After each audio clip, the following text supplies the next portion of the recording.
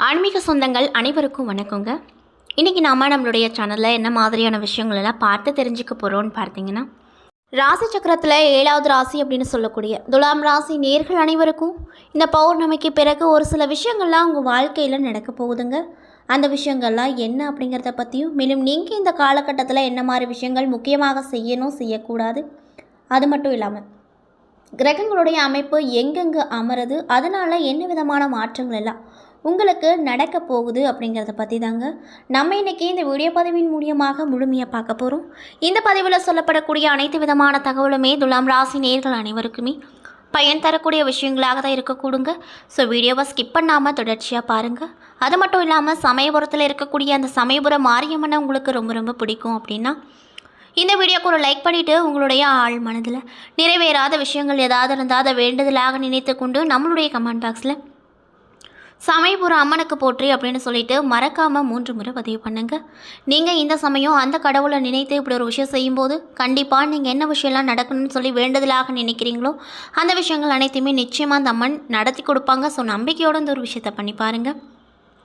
மேலும் இது போன்ற ஆன்மீக தகவல்கள் அனைத்தையும் நீங்கள் உடனடியாக பார்த்து தெரிஞ்சுக்கணும் அப்படின்னு ஆசைப்பட்டால் நம்மளுடைய முருகன் ஆஸ்ட்ரோ சேனலை மறக்காமல் சப்ஸ்கிரைப் பண்ணிவிட்டு கீழே இருக்கும் பெல் ஐக்கானையும் மறக்காமல் கிளிக் பண்ணுங்கள். அப்போ தான் நம்ம சேனலில் போடுற ஒவ்வொரு வீடியோவுமே நோட்டிஃபிகேஷனாக உங்களிடம் வந்து சேருங்க. ஸோ இப்போ வாங்க நம்ம வீடியோக்குள்ளே போகலாம். தினமும் பார்க்கும் ராசி பலன் 7வது ராசியாக இருப்பது தான் துலாம் ராசி. மேலும் இந்த ராசியில் சித்திரை 3ஆம் பாதம் முதல் சுவாதி விசாகம் 3ஆம் பாதம் வரை முடியும் நட்சத்திரங்கள் அமைஞ்சிருக்கு. பஞ்சபூதங்களில் காற்று துலாம் ராசியை குறிக்கும். துலாம் ராசிக்காரர்களின் குணநலங்கள் நிறையவே வித்தியாசமான ஒரு விஷயமா இருக்கக்கூடும், அதாவது மாறுபட்ட ஒரு விஷயமா இருக்கும். அதாவது துலாம் ராசிக்காரர்கள் காதலில் நம்பிக்கை இல்லாதவர்களாக இருப்பாங்க. பொதுவாகவே நம் நேசிக்கும் விஷயங்களை கூட சற்று சந்தேக பார்வையோடனே இவங்க பார்ப்பாங்க. அதே சமயத்தில் அவர்கள் எப்பொழுதும் மகிழ்ச்சியான மனநிலையில் இருப்பாங்க. அதிக புத்திசாலியாகவும் இருப்பாங்க. அனைவரையும் கவர்ந்திழுக்கும் தோற்றமுடையவங்களாகவும் இயற்கையாகவே இந்த துலாம் ராசி அன்பர்கள் இருப்பாங்க. அது மட்டும் இல்லாமல் துலாம் ராசினர் எந்த சூழ்நிலையிலும் தாங்கள் எடுத்த காரியத்தை முடிக்காமல் இருக்கவே மாட்டாங்க. அதில் வெற்றியும் பார்ப்பாங்க. மேலும் துலாம் ராசினர் அனைவரையும் பெருமைப்படுத்தும் வகையில் நடந்து கொள்வாங்க. அதற்காக தலைக்கணம் பிடித்தவர்களாக இருக்க மாட்டாங்க. அது மட்டும் இல்லாமல் காதல், பாசம், அன்பு என்று வந்தால் அவர்களை அடித்து கொள்ள யாரும் இல்லை. அது மட்டும் இல்லாமல் துலாம் ராசிக்காரர்கள் நம்ப முடியாத பல நற்குணங்களை பெற்றிருப்பவங்களாக இருப்பாங்க. அனைத்து இடங்களிலுமே அவங்க சமூக அக்கறையோடு இருப்பதை நாம் காண முடியும். அதே போன்று அனைவரிடமும் மிகவும் இயல்பாகவும் எளிமையாகவும் பழகக்கூடிய குணம் கொண்டவங்களாக இருப்பாங்க. கதை, கவிதை, கலை நிகழ்ச்சிகள் போன்றவற்றில் மிகுந்த ஆர்வம் கொண்டவங்களாக இருப்பாங்க.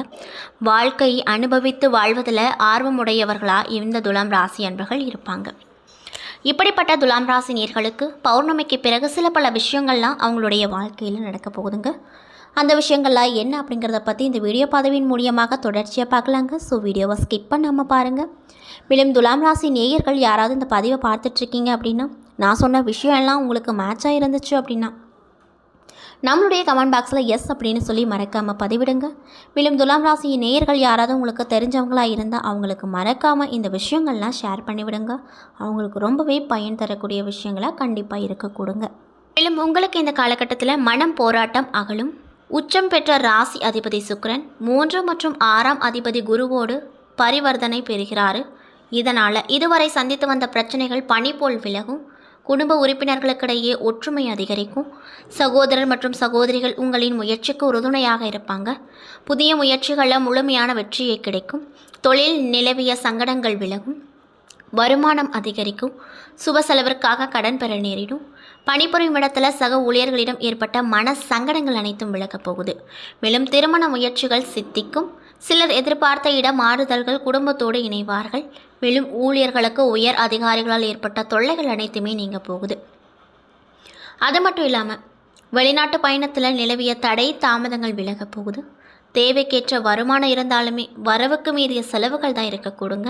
மேலும் ஆரோக்கியத்தில் முன்னேற்றம் உண்டாகும். பொது வாழ்வில் இருப்பவங்களுக்கு புதிய பதவிகள், பொறுப்புகள் கிடைக்கலாம் அப்படின்னு சொல்லப்படுதுங்க. அது மட்டும் இல்லாமல் மனதை மகிழ்விக்கும் முன்னேற்றகரமான நாட்களாக உங்களுக்கு இந்த பௌர்ணமிக்கு பிறகு நடக்கப் போகுது. அதில் எந்த ஒரு சந்தேகங்களும் கிடையாது அப்படின்னு சொல்கிறாங்க. மேலும் துலாம் ராசிக்கு 3 மற்றும் 6 அதிபதியான குரு பகவான் நிறைய விதமான மாற்றத்தை கொடுக்க போகிறாரு. அதாவது கெட்டவன் கெட்டினில் கெட்டிடும் ராஜயோகம் என்பது போல ஒரு மறைவு ஸ்தான அதிபதி மற்றொரு மறைவு ஸ்தானத்தில் மறைவது உன்னதமான அமைப்பை ஏற்படுத்தும். மேலும் துலாம் ராசிக்கு கெட்டவனான குரு மறையும் ஸ்தானத்தில் சஞ்சாரம் செய்யும் காலத்தில் தீர்க்க முடியாத பல பிரச்சனைகளை முடிவுக்கு கொண்டு வரப்போகுது. அந்த முடிவு கூட உங்களுக்கு பயன் தரக்கூடிய விஷயங்களாக தான் கண்டிப்பாக கிடைக்குங்க. இதனால் வெளியூர் வெளிநாடு பயணம் ஏற்படும். வெளிநாட்டு வேலை வாய்ப்புகள் தானாகவே தேடி வந்து மகிழ்ச்சியில் உள்ளாக்கும். பண வசதி அப்படிங்கிறது உங்களுக்கு சிறப்பாக இருக்கும். சுபகோள்கள் மறையும் ஸ்தானத்தை பார்ப்பதால் சுப விரயங்கள் கூடும். வரவிற்கு ஏற்ற விரயங்கள் இருக்கும். வீடு வாகன யோகம், திருமணம், பிள்ளைகளின் கல்வி என விரயத்தை புத்தி சாதிர்த்தத்தால் சுமூகமாக மாற்ற முடியும். சுகமான சொகுசான படுக்கையில் நிம்மதியான தூக்கம் கிடைக்கும். விலை உயர்ந்த ஆடை ஆபரணங்கள் வாங்கி ரொம்பவே மகிழ்ச்சியோடு இருப்பீங்க. மேலும் குடும்பத்தில் குதூகலமான சம்பவங்கள், ஆடம்பர விருந்து உபசரிப்புகள் நடக்கும். இதுவரை பேசாமல் இருந்த உறவுகள் அன்பு காட்டுவாங்க. பொருளாதார நிலையில் மிகப்பெரிய வளர்ச்சி ஏற்பட போகுது. செல்வ செழிப்பில் ரொம்பவே சந்தோஷகரமாக காணப்படுவீங்க. அது மட்டும் இல்லாமல் வராது அப்படின்னு நினைத்த பணம் வந்து சேரும். சுய ஜாதக ரீதியாக குரு தசை நடப்பவர்களுக்கு வெளிநாட்டு பயணம் குவியும். மேலும் உங்களுடைய முயற்சி எண்ணங்கள் பழித்திடும். உடன்பிறப்புகளிடம் நிலவி வந்த கருத்து வேறுபாடுகள் மறையப் போகுது. அதே போல் அறுவை சிகிச்சையில் குணமாக முடியாது என்று மருத்துவர்கள் கூறிய நோய் கூட எளிய வைத்தியத்தில் சரியாகிவிடும். குழந்தைகளின் கல்வி ஆர்வம், முன்னேற்றம் மன நிம்மதியை கொடுக்கும். பொது தேர்வு எழுதும் மாணவ மாணவிகள் நல்ல மதிப்பெண்கள் பெறுவாங்க. உங்களின் ரசனைக்கு ஏற்ப வீட்டின் அமைப்பை மாற்றுவீங்க. புதிய சொத்துக்கள், உயர் ரக வாகனங்களும் வாங்க கூடும் அப்படின்னு சொல்கிறாங்க. மேலும் பூர்வ புண்ணிய ஸ்தானத்தில் ஆட்சி பலம் பெற்ற சனி பகவான் வாழ்வில் தடைப்பட்ட அனைத்து இன்பங்களையும் அடைய செய்வார். குலதெய்வ கடாட்சத்தை ஏற்படுத்துவார். குலதெய்வ பூர்வீக சொத்து பற்றிய தகவல்கள் தெரியாதவர்களுக்கு குலதெய்வம் பற்றிய தகவல்கள் கண்டிப்பாக கிடைக்கும். மேலும் குழந்தை பாக்கியம் ஏற்படும். அது மட்டும் இல்லாமல் கோவில் கட்டுதல், கும்பாபிஷேகம் செய்தல் அல்லது பொது காரியங்களில் ஈடுபடுதல் ஆகிய நற்பலன்கள் நடக்கும். வாழ்க்கையில் துணையின் ஆரோக்கியம் முன்னேற்றம் அடையும். சனி பகவான் 7ஆம் பார்வை ராசிக்கு 11ஆம் இடமான லாபஸ்தானத்தில் பதியுது. இதனால் வீட்டில் சிறு சிறு சுபமங்கல நிகழ்வுகள் நடந்து கொண்டே இருக்கும். உத்தியோகத்தில் உயர் அதிகாரிகளால் ஏற்பட்ட இன்னல் தீரும். கிரகங்களின் இயக்கம் சாதகமாக இருப்பதால் பணவரவு அமோகமாக நடக்கும். பங்கு சந்தை முதலீடுகள் நல்ல லாபத்தை கொடுக்கும். பத்திரிகை நிறுவனங்கள், கூட்டு வங்கிகள், பங்குதாரர்களிடம் நீண்ட கால முதலீடு செய்ய உகந்த காலமாக கண்டிப்பாக இந்த பௌர்ணமிக்கு மேல் உங்களுக்கு இருக்கும். மேலும் சனி பகவானின் 10வது பார்வை தனவாக்கு குடும்பஸ்தானத்தில் பதியுது. இதனால் சாமர்த்தியமாக பேசுவீங்க. தொழிலை வாக்கு சாதித்தத்தால் மேம்படுத்துவீங்க. குடும்பத்திற்கு மருமகள், மருமகன், பேரன், பேத்தி போன்ற புதிய உறவுகள் வருகை உண்டாகும். குடும்ப உறுப்பினர்கள் உங்கள் பேச்சிற்கு கட்டுப்படுவாங்க. மேலும் 6வது இடம் என்பது ருண ரோக சத்ருஸ்தானம், உத்தியோகம் பற்றி கூறும் இடம். மேலும் 12ஆம் இடம் என்பது அயன சைன ஸ்தானம், விரயஸ்தானம் மற்றும் வெளிநாட்டு பயணம், தலைமறைவு வாழ்க்கை பற்றி கூறும் இடம். பொதுவாக அசுப கிரகங்கள் மறைவு ஸ்தானத்தில் சஞ்சாரம் செய்வது நல்லது. கெட்டவன் கெட்டிடில் கிட்டும் ராஜயோகம் என்பதற்கேற்ப பல விதத்தில் உங்களுக்கு கை கொடுக்கும். ஆனாலுமே இதில் சில அசௌகரியங்களும் நடக்கக்கூடும் அப்படின்னு சொல்கிறாங்க. இன்னும் சிலருக்கு தொழில், ஜாமீன், குடும்ப தேவை நிறைவேற்றுவதில் கடன் அதிகப்படுத்தும். மேலும் இதுவரை நோயால் அவதிப்பட்டவர்களுக்கு நோயின் தன்மையை புரிந்து வைப்பார்கள். நோய் இல்லாதவர்களுக்கு சிறு நோய் தாக்கத்தை ஏற்படுத்தும். எந்த விதமான போட்டி பந்தயங்களாக இருந்தாலுமே வெற்றி அப்படிங்கிறது கண்டிப்பாக கிடைக்கும் அப்படின்னு சொல்கிறாங்க. தேவையற்ற எண்ணம் ஓட்டத்தில் தூக்கம் சற்று குறையக்கூடும். வெளிநாட்டு வேலை வாய்ப்புகள், வெளிநாட்டு குடியுரிமை கிடைக்கும்.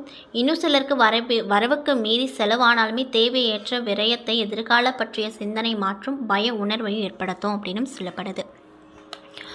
என்ன நண்பர்களே, இந்த வீடியோ பதிவுகளில் நம்ம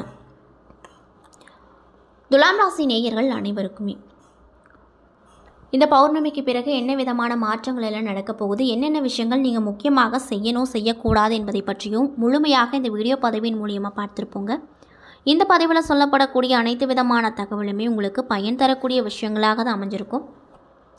ஸோ வீடியோ பிடிச்சிருந்தால் லைக் பண்ணுங்கள், ஷேர் பண்ணுங்கள். அது மட்டும் இல்லாமல் உங்களுக்கு சமயபுரத்து அம்மாவில் ரொம்ப பிடிக்கும் அப்படின்னா இந்த வீடியோக்கு ஒரு லைக் பண்ணிவிட்டு உங்களுடைய ஆள் மனதில் நிறைவேறாத விஷயங்கள் ஏதாவது இருந்தால் அதை வேண்டுதலாக நினைத்து கொண்டு நம்மளுடைய கமெண்ட் பாக்ஸில் சமயபுரத்து அம்மனுக்கு போற்றி அப்படின்னு சொல்லிட்டு மறக்காமல் 3 முறை பதிவு பண்ணுங்கள். மேலும் இது போன்ற ஆன்மீக தகவல்கள் அனைத்தையும் நீங்கள் உடனடியாக பார்த்து தெரிஞ்சுக்கணும் அப்படின்னு ஆசைப்பட்டோம். நம்மளுடைய முருகன் ஆஸ்ட்ரோ சேனலை மறக்காமல் சப்ஸ்கிரைப் பண்ணிவிட்டு கீழே இருக்கும் பெல் ஐக்கானையும் மறக்காமல் கிளிக் பண்ணுங்கள். அப்போ தான் நம்ம சேனலில் போடுற ஒவ்வொரு வீடியோவுமே நோட்டிஃபிகேஷனாக உங்களிடம் வந்து சேருங்க. நன்றி.